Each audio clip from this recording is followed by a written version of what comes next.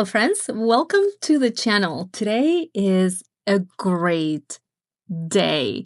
I am going to show you how to use the brand new print and pattern tool kit from Catherine Pooler Designs in collaboration with Sizzix. A disclaimer, in order to use this kit, you need to have the stencil and stamp tool, right? Which is the board that I'm showing you right now, because this is an attachment that works with this. Now, I'm saying today is a great day because you are now able to get this tool and look at all the patterns. And these are just a couple of things that you can do using stamps, using stencils. And I am also going to walk you through how to create a full background. But that's the thing. Normally I am kind of, if there's a tool and if you tell me, hey, you can create super amazing and fun backgrounds and things, these type of things I've seen for card makers. But when and I'm not sure if when they were designing this, they actually thought, hey, scrapbookers, if they did, it is the most amazing thing. I had the best time putting together a background very similar to the one I just showed you. These are the two, the stencil set and the stamps that come with the kit in the box. And you, of course, get the instructions that will walk you through.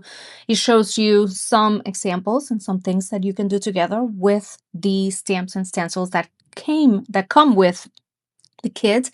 And then it shows you how to make it work, which is extremely easy. So originally, your stamping stencils tool will come with that platform, right?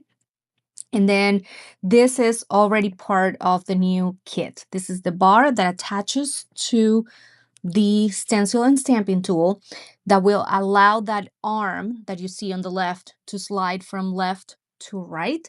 That arm also has that vertical ruler or bar, and that is what's going to allow your stencils and your stencil holder and stamping bar or tool to slide up and down. There's a button you can see that you have to click in order to allow that arm to slide. And can you see the size of that paper? I'm actually going to bring a 12 by 12 piece of cardstock to create my actual background. This was my sample. I was just testing it to make sure, and I tested with, that other pattern. And this is the one, this is the tool that you would need, or the piece that you would need to work with your stamps. I'm going to show you. Perfect. We're going to slide it all the way from down up. Click that button, and that is what's going to allow you to slide. And then you should hear a click when you have all the numbers there doing the voiceover. So no audio, no original audio, but this is now the stencil tool. So when you align it, once you start sliding it and you know where to position it, there are numbers, and you will hear a click to make sure that it is all secured and you are ready to work.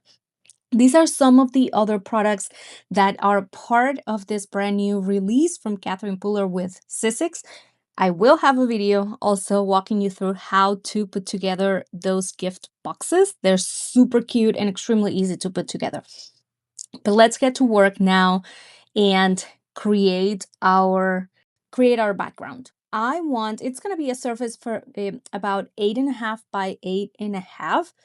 And I am going to use some inks and start working my way through the surface that I have. You can see how I have that 12 by 12 piece. Again, what I want is just an 8.5. So I'm going to repeat this pattern 3 times. 3 times down and 3 times to the right.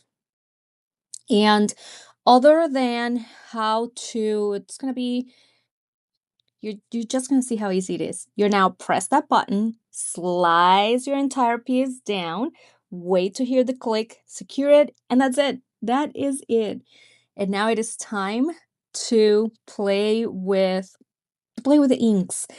And one thing is you're from now on, I don't think I'm gonna stop until I keep just asking Catherine Pooler and Sizzix to keep coming with different patterns because once again, these days it happens. I see so many products being developed and released for to make card makers' lives way easier. But when it comes to scrapbookers, yes, we do love our paper, we do love our ephemera, but some of us also want to play with new things. Like I am now making sure that almost with every release, whatever ink I don't get, I try to buy at least 5 or 6 inks, maybe every 1 or 2 months, to make sure that I have all the colors in my stash because I want to keep trying new things. Okay, one thing here there is, since I cannot keep sliding that thing to the right, I could, but a I don't have the board. So what I did is I just moved the actual paper and then I'm back being able to play with the stencil. Now I think I did, so I used already stencil 2 and stencil number 3. I am going with stencil number 4. And I am working, you see me now working my way through the entire design on the right side because that way I know that I will have to move the actual paper only once and I'll be that'll be super easy. I could have done it. Let's do 2 and then move the paper. That way, I could not wait to see the entire pattern finished, at least one of the columns. So that's the reason why. So I'm just repeating the pattern. And going back to what I was saying, I am extremely happy that this is something that I can use as it is for my scrapbooking. It's not a tool or it's not a product that I have to find a creative way to incorporate it into what I love doing. It is something that as it works perfectly for me. So look at that. This is stencil number 3, and I am almost done with the pattern with my background. Extremely happy. I am extremely happy with this. It was just so easy. If I tried it once, it immediately worked and nothing makes me happier than that. I didn't really have to do math. I didn't really have to figure out some complicated tool. It was there it is. There it is.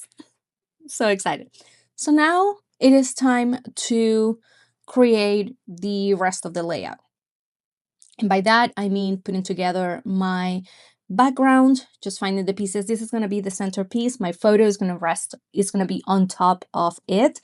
And then I am going to have a couple of clusters. I'm going to have my title and then my cluster on the bottom left, where my journaling is going to go. And then a couple of pieces on the top right corner. And that is one of the things that I had to, well, I didn't even have to remind myself because I was so proud of how that background turned out that I knew I did not want to cover too much of it.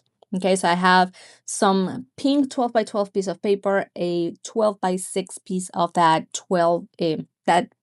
orange background, and then you can see I had already kind of placed some of the pieces where I wanted them. That's a photo. And then, yep, we are going to finish it. Just a few more things to add that border so that way my title has some I needed to make that to make it clear and to create that division between the photo and the pattern so the title did not get lost where I was trying to put it. So, a couple berries here and there.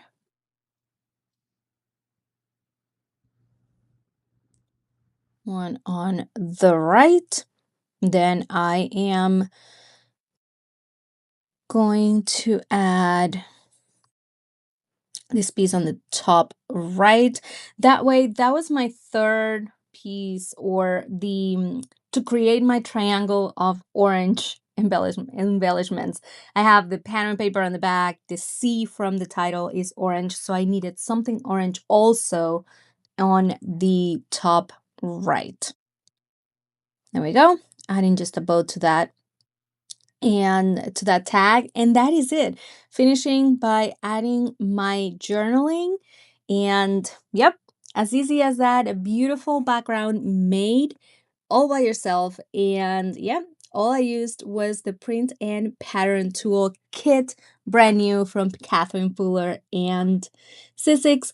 All of the products are linked in the description below. Please let me know if you have any questions, and have a great day. Bye bye.